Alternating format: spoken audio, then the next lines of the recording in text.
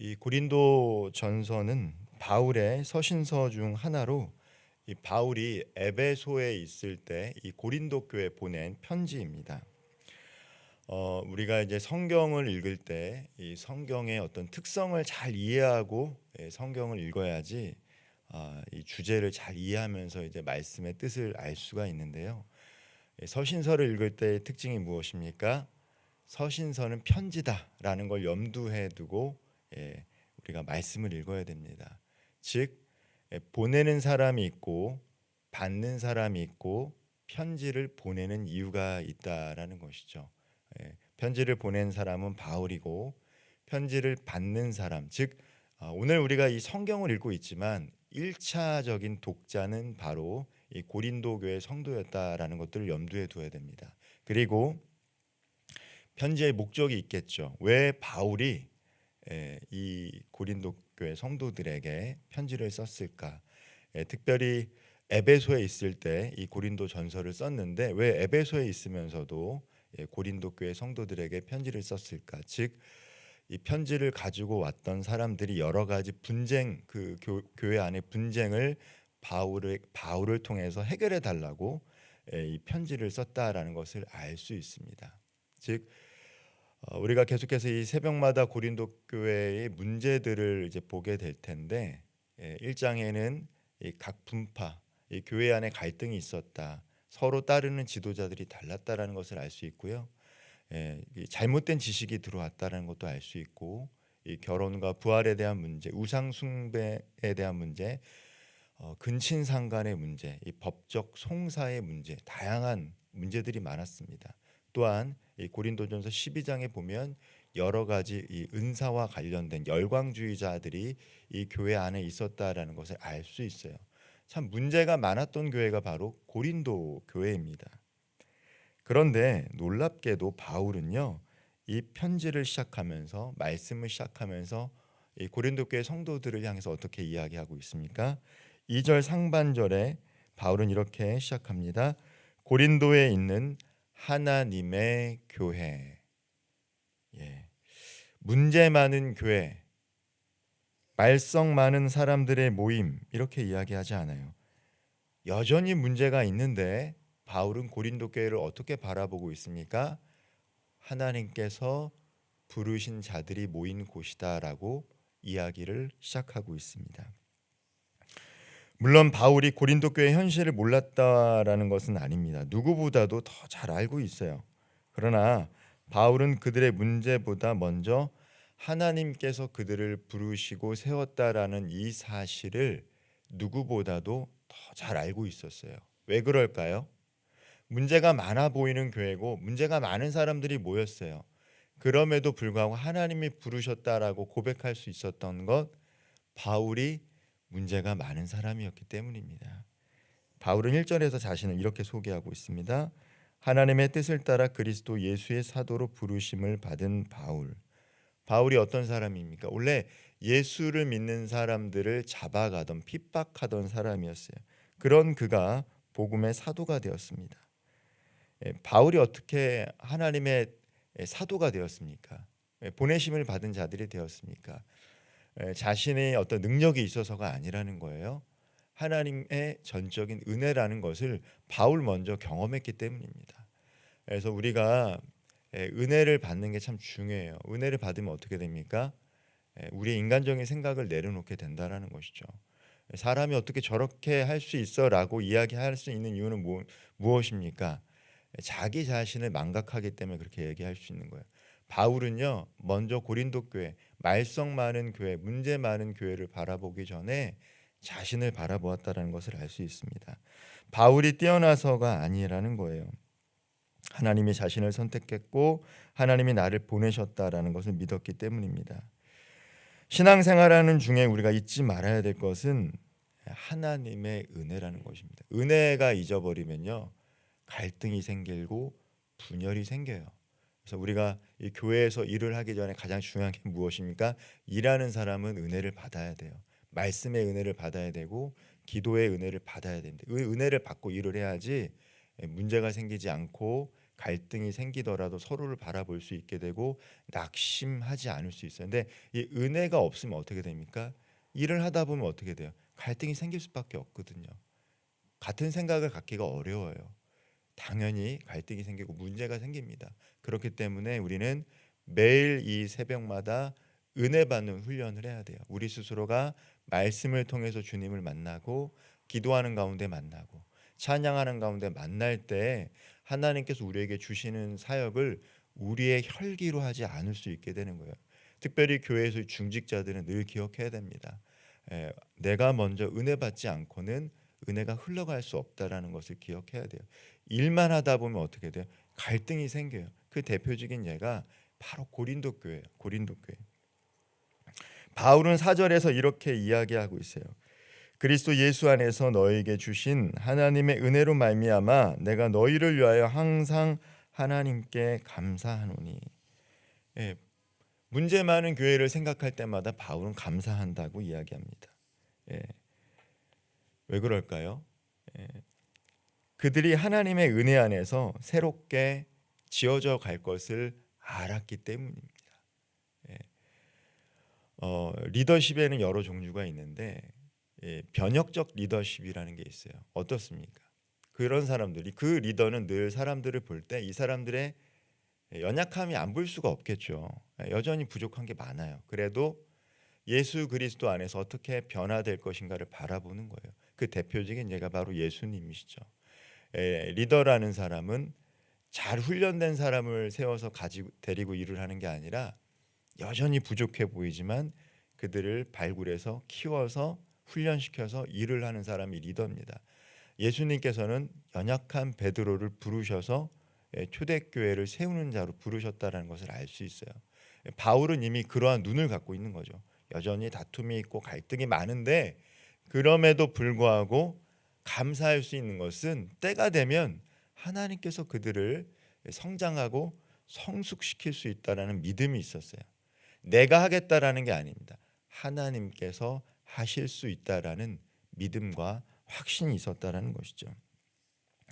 사도 바울은 5절과 7절에서 고린도 교회가 모든 언변과 지식에 풍족하고 모든 은사에 부족함이 없다라고 말합니다. 특별히 이 고린도전서 12장에서 나중에 함께 좀 묵상하겠지만 은사 열광주의자들이 있었어요. 그리고 다양한 은사들이 있었습니다. 바울이 사실 이렇게 칭찬하고 있지만 내일 본문에서도 함께 나누겠지만 고린도 교회에는 문벌 좋은 사람들이 거의 없었어요. 대부분이 사회적으로 뛰어난 사람이 있던 교회가 아닙니다.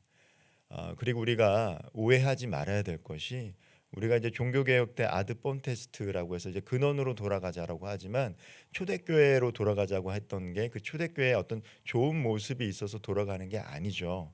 정신을 본받자라는 것이죠. 초대교회는 대부분 종들로 구성되어 있습니다.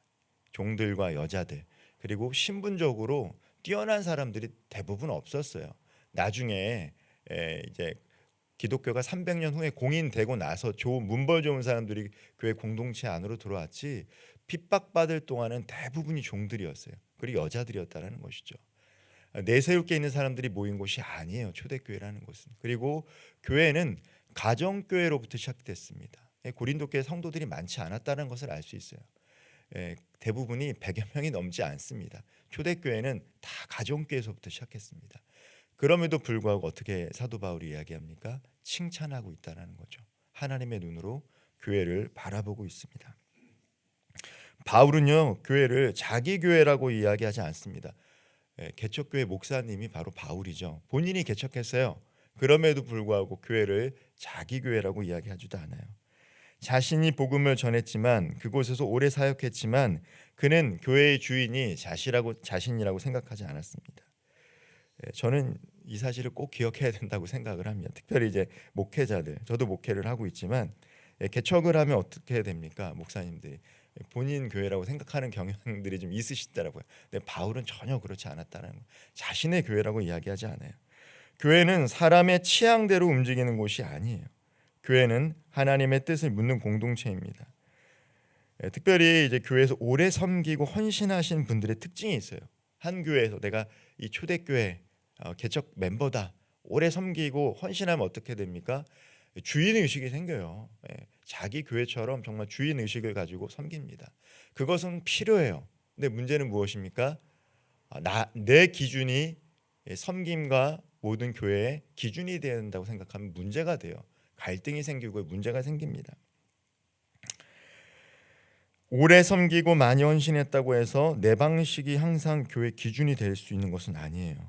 교회가 하나님의 것임을 인정할 때 우리는 서로를 나보다 낮게 여기고, 낮게, 나보다 더 좋게 여기고 그분 모습을 그대로 인정할 수 있는 것입니다. 마음에 들지 않은 사람도 있을 수 있죠. 그러나 하나님께서 부르신 사람이라는 것을 우리는 또 깨닫게 되는 거예요. 부족한 모습이 보여도 쉽게 판단하기보다 함께 세워져 가야 할 지체로 여기게 됩니다. 이게 바로 사도 바울의 시각이었다라는 거예요. 부르심을 받는 사람은 혼자 잘 믿는 데서 멈추지 않아요. 어떻게 합니까? 주님의 몸된 교회 안에서 함께 성장하고 성숙해져 갑니다. 내 은혜가 공동체를 살리고 내 말이 누군가를 위로하며 내 섬김이 보이지 않는 곳에서 하나님 나라의 통로가 될 수 있다라는 것을 믿고 그 자리에 머무르게 되는 거예요. 여기는 늘 말에도 가시가 돋치고 싸우기만 하고 분쟁이 있고 여긴 내가 있을 곳이 아니다라는 게 아니죠.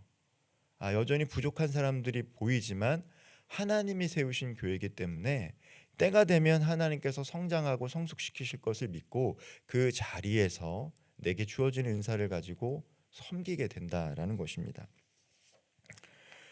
오늘 본문 8절과 9절은 오늘 말씀의 결론과도 같습니다. 오늘 본문의 결론과도 같은데요. 이 8절과 9절 말씀을 함께 읽어보겠습니다. 주께서 너희를 우리 주 예수 그리스도의 날에 책망할 것이 없는 자로 끝까지 견고하게 하시리라.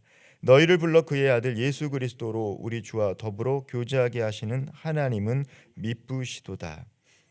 바울이 매우 긍정적으로 결론을 맺고 있습니다. 긍정적인 사고를 해서 이렇게 이야기하는 것이 아니라 하나님이 세우셨기 때문에, 하나님이 부르셨기 때문에 이렇게 고백할 수 있다라는 거예요. 인간적인 눈으로 봤을 때 고린도 교회는 정말 문제가 많은 교회예요. 오늘날에도 이런 교회가 있을까 싶을 정도의 교회가 고린도 교회입니다. 그럼에도 불구하고 바울은요, 하나님이 부르신 성도다라는 정체성을 일깨워주고 하나님과 함께 교제한다라고 말하고 있다라는 거예요. 고린도 교회는 불안한 교회입니다. 지금 모습만 보면 장래가 걱정되는 공동체가 맞아요. 그러나 사도 바울은 하나님께서 그들을 끝까지 견고하게 하실 것을 믿었습니다. 하나님께서 시작하신 일을 하나님께서 책임지신다라는 확신이 사도 바울에게는 있었어요. 우리 인생도 마찬가지입니다. 지금의 내 모습만 보면 불안할 수 있어요. 아직 해결되지 않은 문제도 있고요. 마음은 원하는데 몸이 따라주지 않을 때가 있습니다. 믿음으로 살고 싶지만, 그래서 기도하지만 기도가 끝나면 또 염려하고 걱정하는 게 우리의 연약한 모습입니다. 그러나 우리의 소망은 우리에게 있는 것이 아니라 하나님의 신실하심에 있다라는 것을 우리는 이 새벽에 기억해야 됩니다. 하나님께서 우리를 때로 말씀으로 깨우치시고요, 때로는 환경을 통해서 낮추시고 다듬어 가시고, 때로는 공동체를 통해서 우리의 연약한 믿음을 붙잡아 주실 때가 있습니다. 지금도 하나님께서는 부르신 자들을 예수 그리스도 안에서 주님의 몸된 교회로 다듬어 가고 계세요. 교회는 눈에 보이는 건물이 아니죠. 에클레시아, 이 교회라는 곳은 세상 밖에 있던 사람들을 부르셔서 예수 그리스도를 믿고 하나님의 자녀가 된 자들이 모인 공동체가 바로 교회라는 거예요. 이 교회는 밖에서 불렀기 때문에 여전히 연약한 사람들이 많이 있습니다. 그럼에도 불구하고 시간이 지나면 성령 하나님과 동행함으로 말미암아 하나님의 마음, 하나님의 뜻을 품고 하나님의 영이 가득해지기 때문에 하나님께서 우리를 성장하고 성숙시켜 주신다라는 것이죠. 우리는 이 사실을 기억해야 돼요. 매일 이 교회에 나와서 부족한 사람들의 모습이 보일 수 있습니다. 그들의 말이 들릴 수 있어요. 그러나 우리는 전제가 뭐가 돼야 됩니까? 교회는 죄인들이 모인 곳이구나 라는 생각을 해야 돼요. 똑같은 사람들이 모인 곳이구나 라는 생각을 하고 신앙생활을 하고 그들의 변해가는 모습을 기대하면서 그리고 그 시간은 오래 걸릴 것이다라는 것들을 염두에 두고 우리에게 맡겨진 사역들을 감당해야지 지치지 않고 낙심하지 않고 하나님께서 열매 맺는 것들을 보게 하신다라는 것입니다. 오늘 이 새벽 이 말씀을 읽는 저와 우리 모든 성도님들은 하나님께서 우리를 부르셨다라는 것들을 기억하시면서 하나님께서 우리에게 주신 은사와 달란트를 통해 사람을 살리고 또 사람을 세우는 이 귀하고 복된 자리에 함께 지어져 갈 수 있기를 주님의 이름으로 축원드립니다. 기도하겠습니다. 하나님 아버지, 부족하고 연약한 우리를 하나님의 사랑으로 주님의 교회로 세워주심을 믿습니다. 우리가 받은 은사와 재능을 자랑하지 않게 하시고 겸손히 섬기는 도구로 사용하게 하옵소서. 교회 안에서 서로를 판단하기보다 하나님께서 부르신 지체라는 사실을 잊지 않게 하시고 우리의 말과 지식과 능력이 사랑 안에 사용되게 하사 공동체를 세우는 열매를 맺게 하옵소서. 우리 교회가 생명을 살리고 사람을 세우는 주님의 몸된 교회로 자라가게 하옵소서. 예수님의 이름으로 기도합니다. 아멘.